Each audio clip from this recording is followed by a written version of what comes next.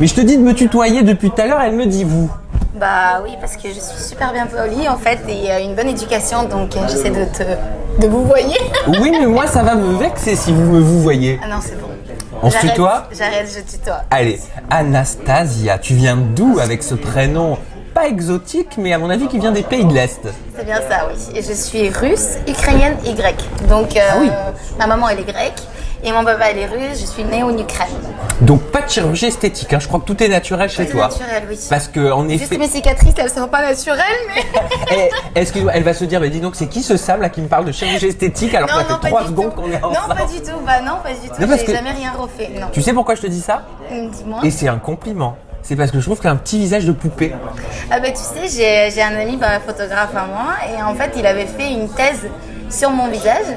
En fait, il avait écrit une thèse par rapport à la perfection des visages et il avait fait tous les calculs sur mon visage. Il m'avait envoyé en fait, il me disait que par exemple ça c'est égal à la distance ici, enfin plein de petites choses en fait qui ont montré que mon visage en fait, ce qui est une photo qu'il avait pris, que c'était la perfection des visages, ce qui est quand même incroyable parce que pour moi il n'y a pas de perfection de visage.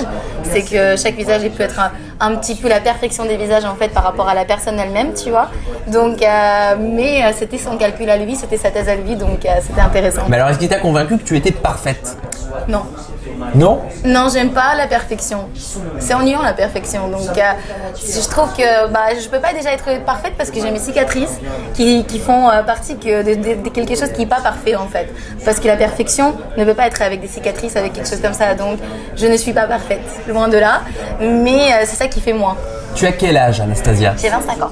Ah oui, t'es jeune. T'es jeune, mais vous n'êtes pas des petits minots Non, dans cette télé-réalité. non, on était quand même très matures. C'est vrai. Et c'était ça qui était beau aussi, c'est qu'on avait des très belles personnalités et des personnes matures, on avait de la discussion, c'était pas tout le temps des trucs un peu cons, voilà. C'était vraiment, on a pu vraiment avoir des belles discussions, c'était intéressant. Et je crois que toi, Anastasia, tu savais pas que tu allais participer à une émission où tu serais dans la même villa que des célibataires, que des personnes en couple, et encore moins que tu allais dormir avec un garçon que tu ne connaissais pas. Ah ouais, alors pas du tout. pas du tout. J'étais même choquée quand je l'ai su. Oui. Je crois qu'on avait vu mes réactions, non? Oui, c'est vrai. Ce qui est un petit peu perturbant, tu sais, quand on te voit physiquement, parce qu'on peut avoir des a priori et se dire, tiens, cette Oui. jeune fille est assez légère, parce que t'es très jolie, t'es très sexy, et au final, pas du tout. Hein. Toi, t'as pas envie de dormir avec un garçon. Ah non, mais surtout quand, en fait, j'étais pas du tout au courant de ça. Et quand je suis rentrée, j'ai eu un bon feeling avec une fille dans la villa. Et on s'était dit, bon, on va se prendre quelle chambre, comment on va se mettre et tout. Donc du coup, on parlait que de ça. Et alors là, la cérémonie, je dois choisir la clé. Et là, je me dis, non, mais c'est pas possible. Là, ils vont faire le coup. Et dans ma tête, c'était parti loin. Je me disais, mais c'est pas possible. Mais tu pensais que tu participais à quel genre de télé-réalité, honnêtement? Non, mais en fait, après, ils m'ont expliqué. Au début, quand j'ai eu mon casting, pour moi, c'était Koh-Lanta. C'était Koh-Lanta des temps Tu modernes. participais à Koh-Lanta? Des temps modernes, oui. Alors, c'est quoi Koh-Lanta des temps modernes? Faut m'expliquer parce que moi, je comprends pas. Koh-Lanta des temps modernes, c'est, on a de quoi manger facilement. On n'a pas à se battre pour... Mais qu'il y a des concours toujours en activité, je veux dire physique, sportive et tout. Je pensais que c'était plutôt quelque chose comme ça, c'est plutôt naturel. Donc voilà, en plus à Toulouse, je me disais, logiquement, sur une plage, ça pourrait y aller quoi. Tu t'es senti trompée quand t'as appris, entre guillemets, la supercherie? Non, parce que au début, je me suis dit, bon, c'est pas grave. Mais le contexte, en fait, moi j'ai fait déjà cette aventure parce que j'ai un super bon feeling avec Amblin, avec Jérémy, et donc c'est pour ça que... Qui sont les producteurs donc de l'émission. Qui sont les producteurs de l'émission, et en fait c'est par rapport à ça que je me suis lancée là-dedans, parce que moi j'étais pas du tout convaincue pour faire une télé-réalité, et en fait même avec mes casteuses, j'ai eu un super bon feeling, et c'est ça que je me suis dit, je peux pas trahir ces gens. S'ils m'ont choisi, en fait, je me suis lancée là-dedans. T'es célibataire, Anastasia? Oui. Et dans le programme, tu es célibataire? Oui. Tu ne savais pas que tu allais devoir, entre guillemets, briser des couples? Briser des couples, non. Mais on savait qu'on allait jouer là-dedans pour savoir qui est en couple, qui n'est pas en couple. C'est normal, pour voir un petit peu... Bien sûr, parce que ça, c'est le piment, c'est le jeu, c'est la mécanique. Mais moi, ce que je trouve étrange, c'est que tu refuses, tu vois, entre guillemets, de dormir avec un garçon, et quelque part, tu acceptes de briser des couples. Tu vois, c'est vrai que c'est un petit peu... Parce que là, c'est un concept. En fait, on a un jeu à l'intérieur. mais de partager mon intimité directement avec quelqu'un que je connais pas, que je connais depuis même pas une demi-heure, je trouvais un peu ça choquant d'arriver et de dormir avec un garçon, de partager ma chambre, donc ma salle de bain. C'est très intime. C'est très intime. Ouais. Donc en fait, c'était ça que je trouvais ça dérangeant de laisser quelqu'un rentrer dans mon intimité en fait, de me réveiller le matin avec cette personne, plein de choses en fait. Bah ça va, ils sont pas dégueulasses. Hein.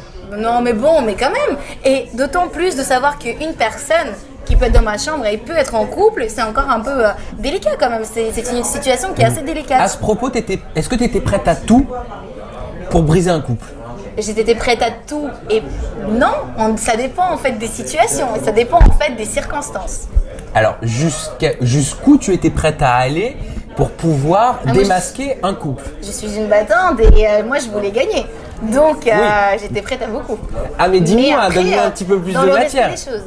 Ah je peux pas hein. Ah faut m'expliquer un petit faut peu. voir l'émission. Là tu me mets l'eau à la bouche. Ah bah oui, mais il faudrait regarder l'émission. Alors moi je vais te poser des questions, on va faire la technique de l'entonnoir, ok? D'accord. Est-ce que tu étais prête à faire des French kiss, donc des baisers avec la langue? Bah pas vraiment non. Ah non? Non. Bah en fait je me suis pas vraiment posé la question. Après on n'a pas vraiment eu des choses comme ça à faire. Donc c'était pas non plus l'île de la tentation où on devait faire tout et n'importe quoi. En fait c'était plutôt un jeu d'enfant, une séduction un peu différente. C'était vraiment de voir de loin et tout. Donc c'était un peu différent. J'imagine que ça devait pas être évident quand même pour toi, parce qu'on se dit que les couples c'est pas évident pour eux dans le sens où ils ont un secret à protéger, mais toi en tant que célibataire, tu peux avoir des scrupules, tu peux avoir des remords, te dire bah quand même, ils sont installés depuis 4-5 ans en couple, ils ont l'air de s'aimer. Et... Bah ouais, mais c'est ça en fait, je me suis dit que bah si ils s'aiment, il n'y a rien qui peut en fait briser leur couple. S'ils s'aiment, s'ils sont forts, s'ils sont venus ici et qu'ils sont prêts en fait à jouer le jeu, ça veut dire que moi je peux rien faire.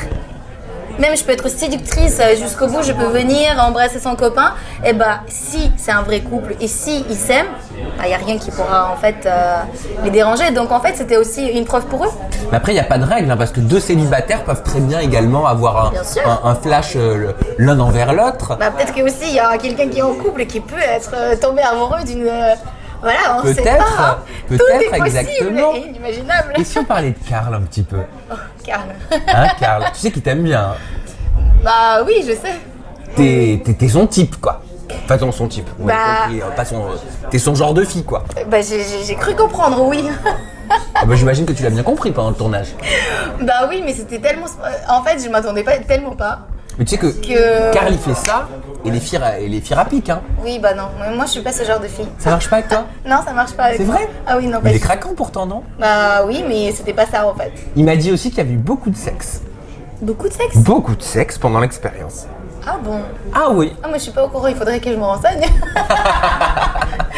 J'étais pas tout le temps dans toutes les chambres, malheureusement. Mais c'est ton genre de mec, Karl? Je sais pas. J'ai pas de genre en fait de mec spécialement. Moi, c'est vraiment au feeling. Bon, tu conçois qu'il est beau gosse? C'est un beau garçon. Oui. Ah bah effectivement, c'est un beau garçon quand même. Voilà. Et mentalement, est-ce qu'il t'attire? Parce que je sais que les femmes sont plus cérébrales que les en hommes. fait, c'était compliqué du coup avec Karl. On n'a pas pu avoir des discussions. Notre problème avec Karl, c'est qu'on pouvait pas parler. Mais pourquoi? Bah parce que je l'intimidais trop et qu'il n'arrivait pas à me parler. Tu l'intimidais? Oui. Et tu vas me dire que pendant 30 jours, vous n'êtes pas adressé la parole? Bah tu verras. Ah. Non mais quand même. Ah bah peut-être qu'on est ensemble. Mais c'est quoi ce briefing des candidats là? Ils lâchent rien, ils disent rien. Peut-être qu'on est ensemble maintenant, tu veux pas savoir? Ah, tu veux me faire le suspense? Bah oui, bien sûr, c'est le but, non? Bon, qu'est-ce qui a été quand même le plus dur pour toi pendant toute cette aventure? Pendant cette aventure, bah déjà d'être seule.